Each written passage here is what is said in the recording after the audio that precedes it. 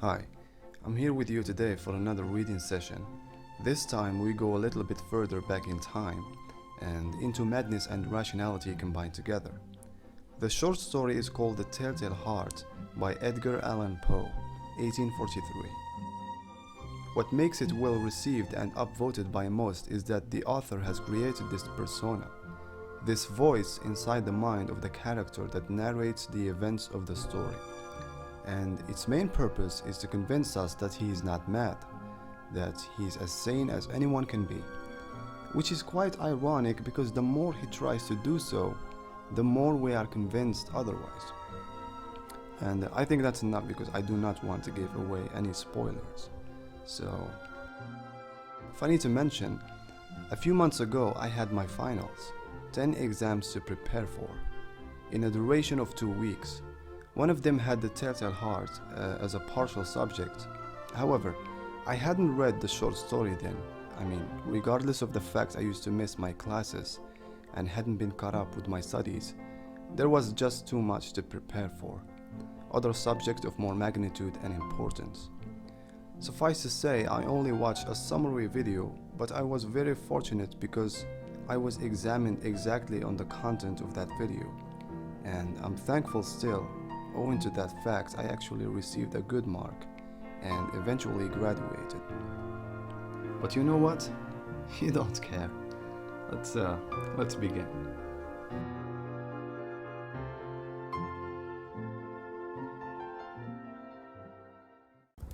The Telltale Heart. True, nervous.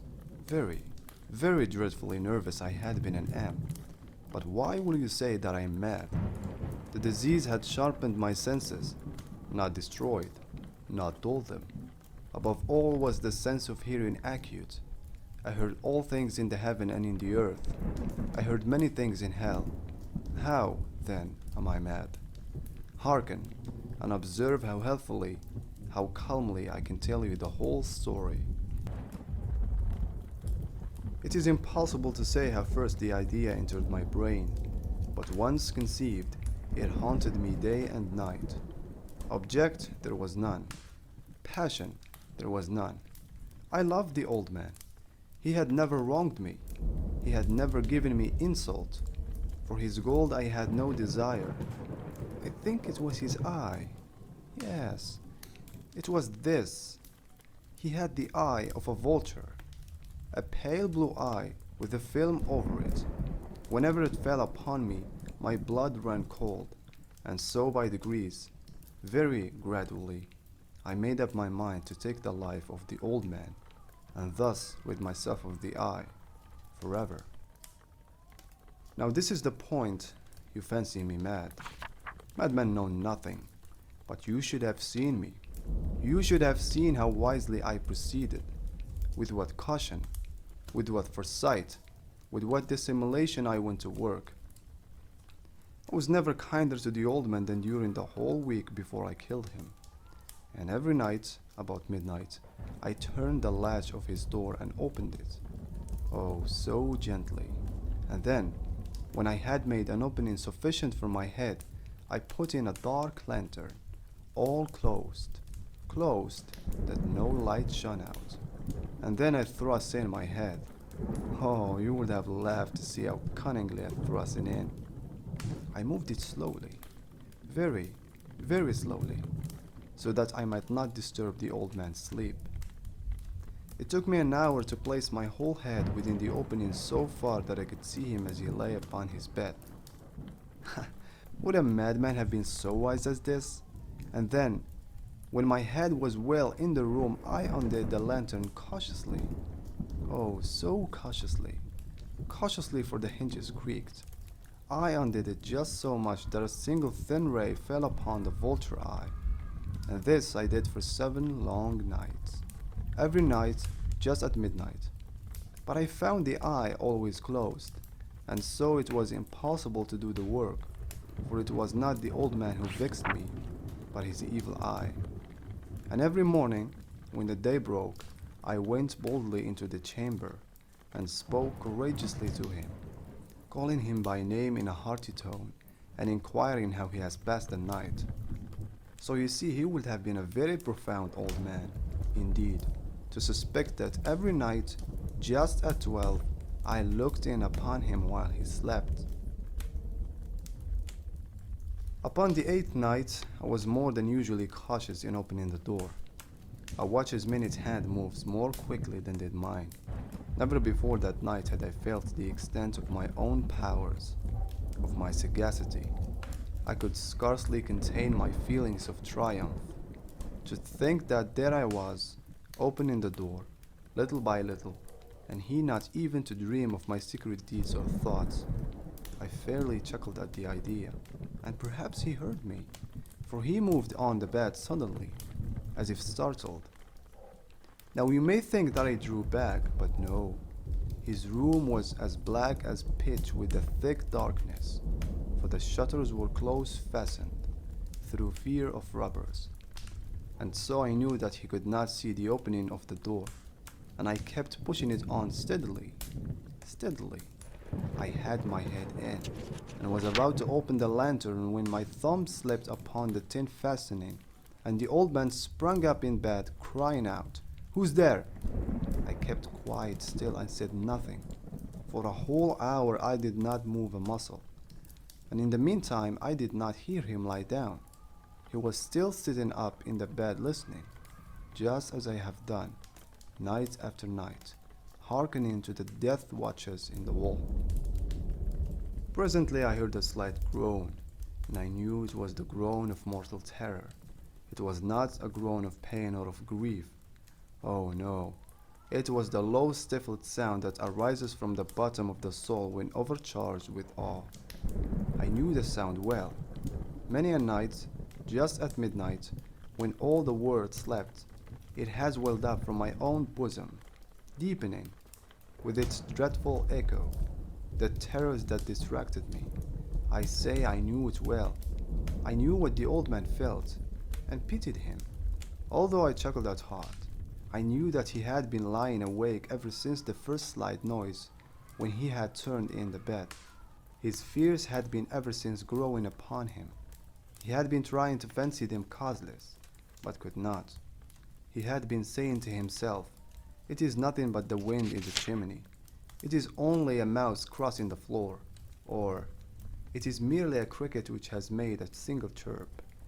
Yes, he had been trying to comfort himself with these suppositions, but he had found all in vain, because death, in approaching him, had stalked him with his black shadow before him, and enveloped the victim, and it was the mournful influence of the unperceived shadow that caused him to feel, although he neither saw nor heard, to feel the presence of my head within the room. When I had waited a long time, very patiently, without hearing him lie down, I resolved to open a very, very little crevice in the lantern. So I opened it. You cannot imagine how stealthily, until, at length, a simple dim ray, like the thread of the spider, shot from out the crevice and fell upon the vulture eye. It was open, wide open, and I grew furious as I gazed upon it. I saw it with perfect distinctness, all a dull blue, and a hideous veil over it that chilled the very marrow in my bones. But I could see nothing else of the old man's face or person, for I had directed the ray as if by instinct, precisely upon the damned spot. And have I not told you that what you mistake for madness is but over-acuteness of the sense? Now, I say, there came to my ears a low, dull, quick sound, such as a watch makes when enveloped in cotton. I knew that sound well, too.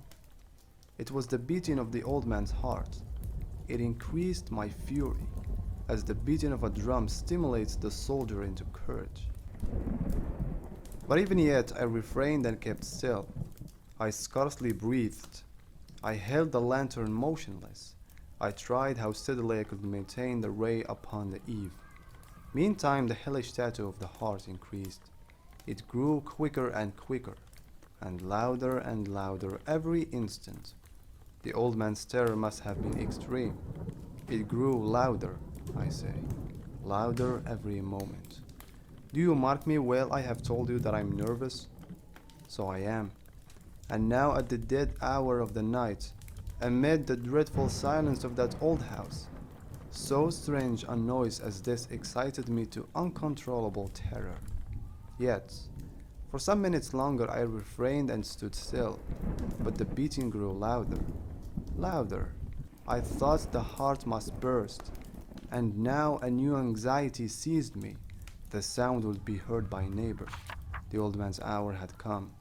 With a loud yell, I threw open the lantern and leaped into the room. He shrieked once only. In an instant, I dragged him to the floor and pulled the heavy bed over him. I then smiled gaily to find the deed so far done. But for many minutes, the heart beat on with a muffled sound. This, however, did not vex me. It would not be heard through the wall. At length it ceased. The old man was dead. I removed the bed and examined the corpse. Yes, he was stone dead. I placed my head upon the heart and held it there many minutes. There was no pulsation. He was stone dead. His eye will trouble me no more.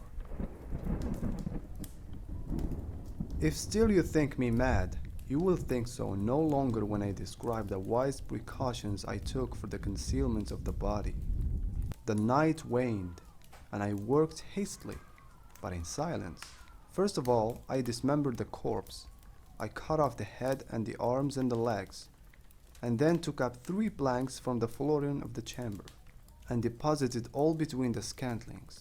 I then replaced the boards so cleverly, so cunningly, that no human eye, not even his, could have detected anything wrong. There was nothing to wash out, no stain of any kind, no blood spot whatever. I had been too wary for that. A tub had caught all. When I had made an end of these labors, it was 4 o'clock, still dark as midnight. As the bell sounded the hour, there came a knocking at the street door. I went down to open it with a light heart, for what had I now to fear? There entered 3 men, who introduced themselves with perfect suavity as officers of the police. A shriek had been heard by a neighbor during the night. Suspicion of foul play had been aroused. Information had been lodged at the police office, and they, the officers, had been deputed to search the premises. I smiled, for what had I to fear? I bade the gentleman welcome. The shriek, I said, was my own in a dream. The old man, I mentioned, was absent in the country. I took my visitors all over the house. I bade them search well. I led them at length to his chamber. I showed them his treasures, secure, undisturbed in the enthusiasm of my confidence. I brought chairs into the room and desired them here to rest from their fatigues, while I myself, in the wild audacity of my perfect triumph, placed my own seat upon the very spot beneath which reposed the corpse of the victim. The officers were satisfied. My manner had convinced them. I was singularly at ease. They sat, and while I answered cheerily, they chatted of familiar things. But, ere long, I felt myself getting pale and wished them gone. My head ached, and I fancied a ringing in my ears, but still they sat and still chatted. The ringing became more distinct. It continued and became more distinct. I talked more freely to get rid of the feeling, but it continued and gained definiteness, until, at length, I found that the noise was not within my ears. No doubt I now grew very pale, but I talked more fluently and with a heightened voice. Yet the sound increased, and what could I do? It was a low, dull, quick sound, much such a sound as a watch makes when enveloped in cotton. I gasped for breath, and yet the officers heard it not. I talked more quickly, more vehemently, but the noise steadily increased. I rose and argued about trifles, in a high key and with violent gesticulations, but the noise steadily increased. Why would they not be gone? I paced the floor to and fro with heavy strides, as if excited to fury by the observation of the man. But the noise steadily increased. Oh God, what could I do? I foamed, I raved, I swore, I swung the chair upon which I had been sitting, and grated it upon the boards. But the noise arose over all and continually increased. It grew louder, louder, louder, and still the man chatted pleasantly and smiled. Was it possible they heard not? Almighty God, no, no, they heard, they suspected, they knew, they were making a mockery of my horror. This I thought, and this I think. But anything was better than this agony. Anything was more tolerable than this derision. I could bear those hypocritical smiles no longer. I felt that I must scream or die. And now, again, hark! Louder, louder, louder, louder! Villains! I shrieked. Dissemble no more. I admit the deed. Tear up the planks. Here, here! It is the beating of his hideous heart.